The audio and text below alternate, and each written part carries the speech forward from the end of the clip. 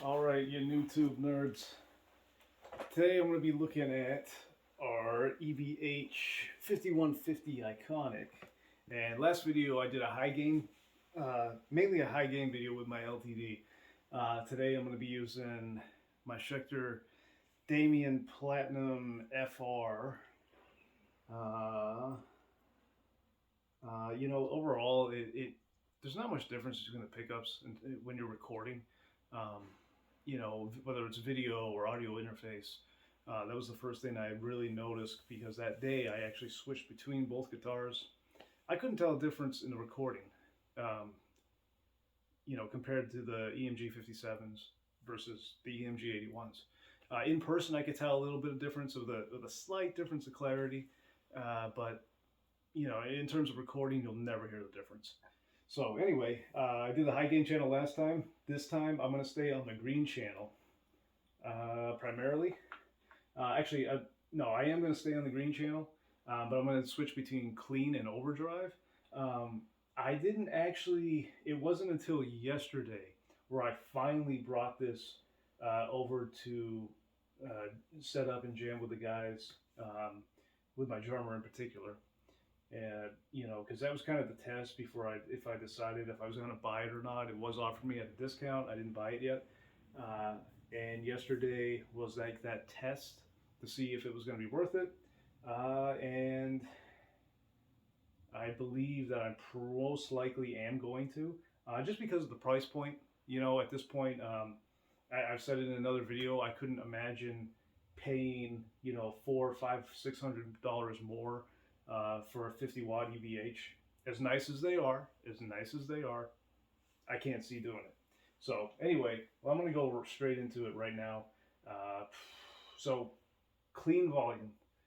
Here's the thing about the clean channel, and I've said the same thing about the EVH LBX Stealth, LBX2, not Stealth, LBX2 that I did a video before, and even whether it's a low wattage amp or a relatively high wattage amp, when you're dealing with a clean channel, with an amp in particular that doesn't have a master volume, for the clean channel, you're better off cranking the volume to, when I say crank, but have it about 4 or 5 to start with.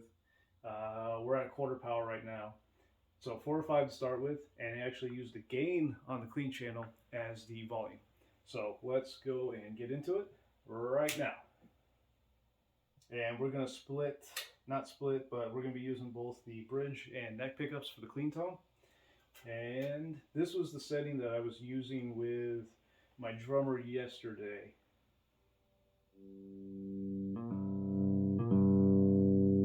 So, by doing this, by having the volume up further than the gain and using the gain as the volume control, you get a real clean sound.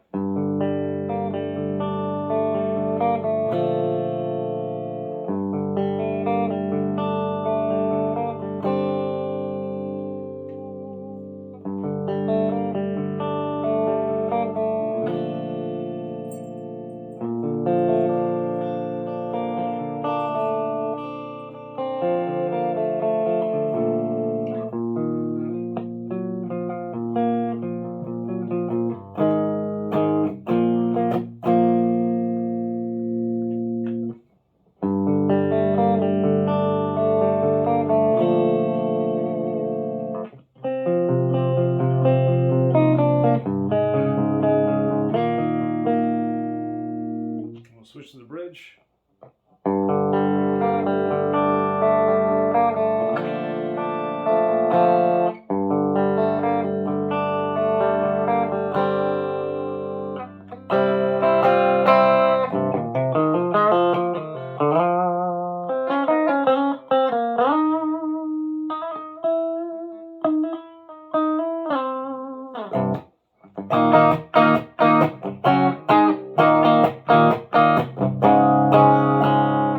Back to the center position.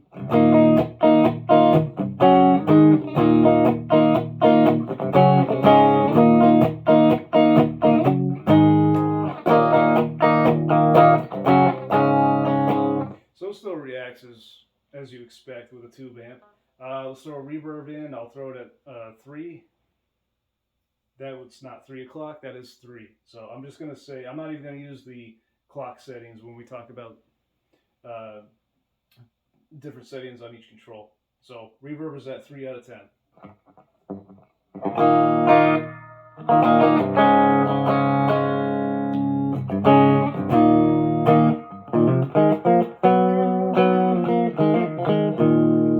Alright, we're going to go to 5, so halfway up.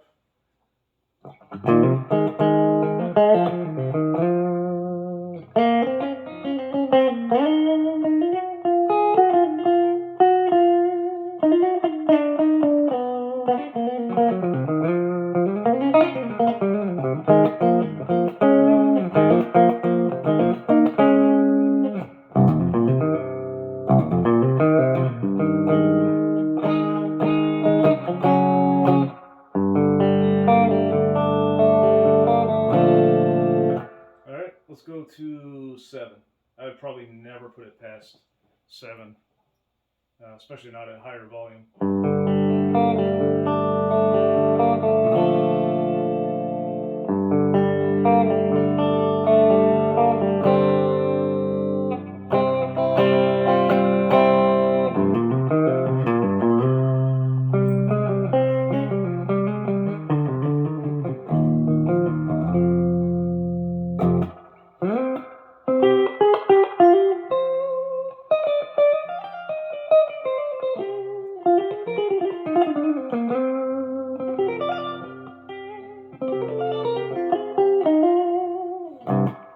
Again, my biggest gripe is that the reverb is not foot switchable. That's the only thing that I can think of that really kind of irks me, kind of bothers me, but not to a point where it's like I wouldn't want the amp. Just something to keep in mind.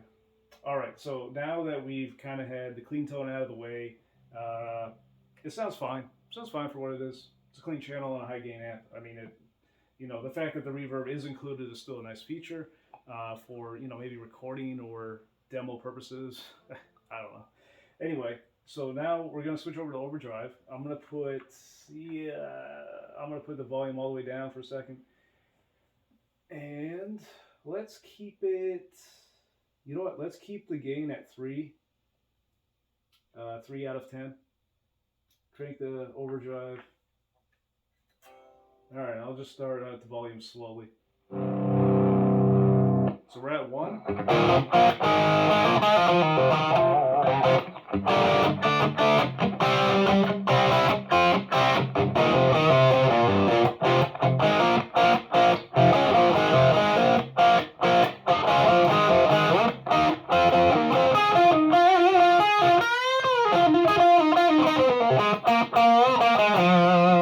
I'll throw the reverb on 4.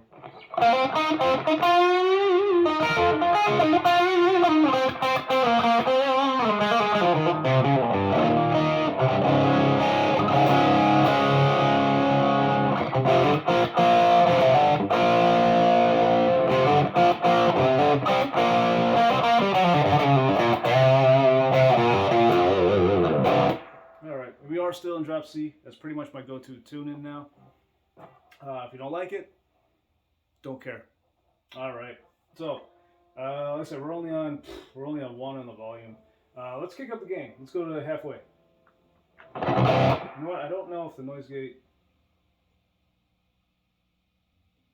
Okay, so they're right. The noise gate does not work on channel 1, which is whatever.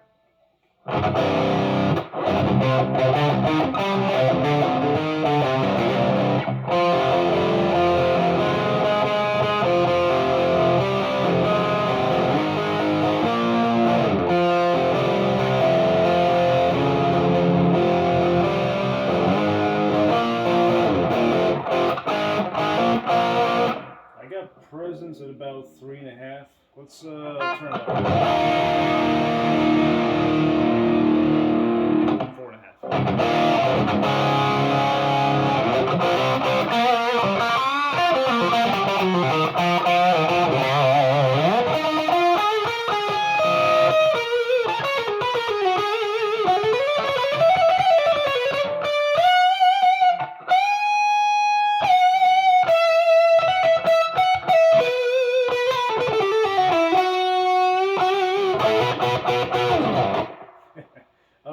back off.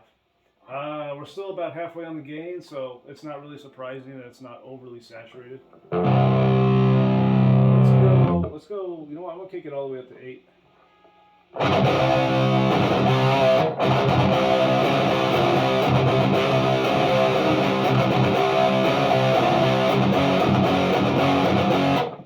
Now I'll turn the stay presence at about 4. All right.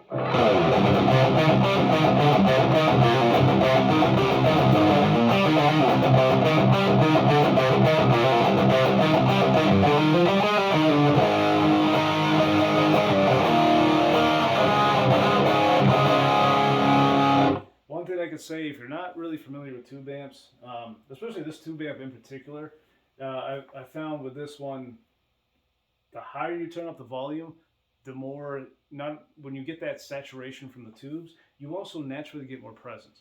So I've noticed that when I had it down to about 3.5, I was rocking out about, man, close to half the volume potential on this thing.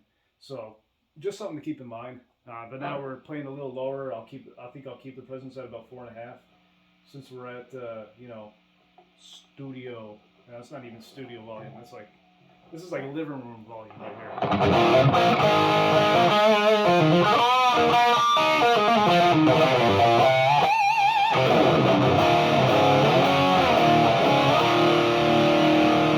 All right, so I'm gonna keep the volume up. You might, I'm hoping it does not overload the phone mic, because, you know, depending on where the position of the phone mic and the angle at which the sound is hitting the mic, can make a huge difference on whether or not that recording comes out halfway decent or not. So let's try it out.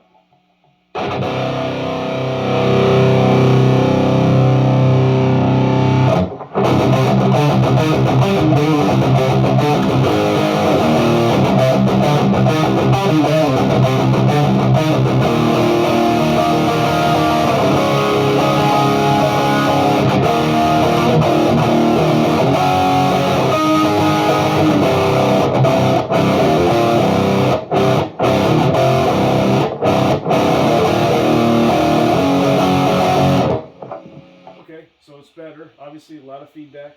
You know what? I'm just going to go for max. Go with max. Go all the way to 10. Why the hell not, right? Usually 3.5 to 4 on the volume is when you start getting that power tube saturation.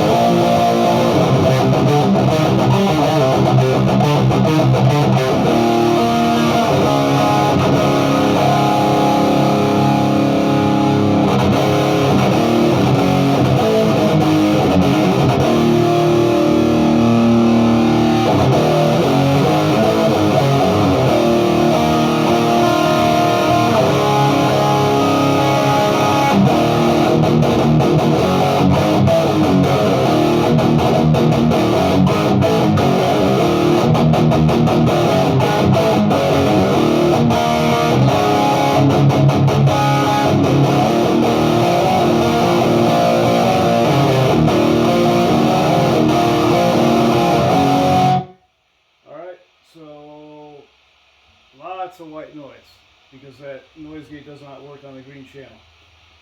You know, but as far as the white noise goes, you know, if you really need it, if you really need to use the overdrive on channel 1, where you're almost pretty much in high gain territory, almost pretty much, just plug in a cheap noise gate in the effects loop. You know, it doesn't have to be a good one. You know, I demoed the LBX with a damn Joyo noise gate, a $30 Joyo noise gate in the effects loop, and it cleaned it right up and sounded perfect, didn't even affect the tone, unless you turn it all the way up. So anyway, just keep that in mind. Let's go, you know what, I'm just going to turn volume 1, volume down.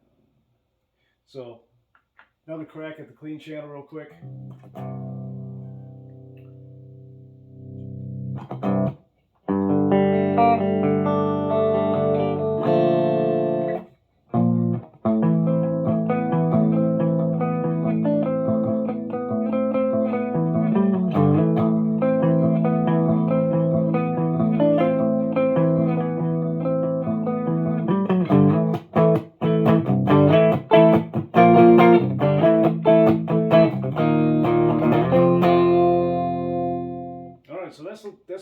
much it as far as the the green channel goes. You guys already heard me play high game when I messed around with the mids and the the burn switch and whatnot, going on and off.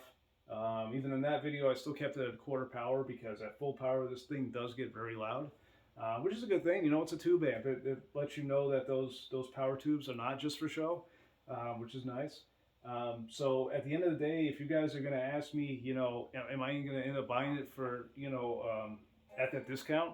I think the answer is going to be yeah. I think the answer is going to be yeah. It doesn't sound, I'm going to be 100% here. It does not sound as good as the Paul Reed Smith Archon 50 watt head, version 2 that I had. I wasn't even able to demo that head because after less than 6 hours of playtime, not even a full week,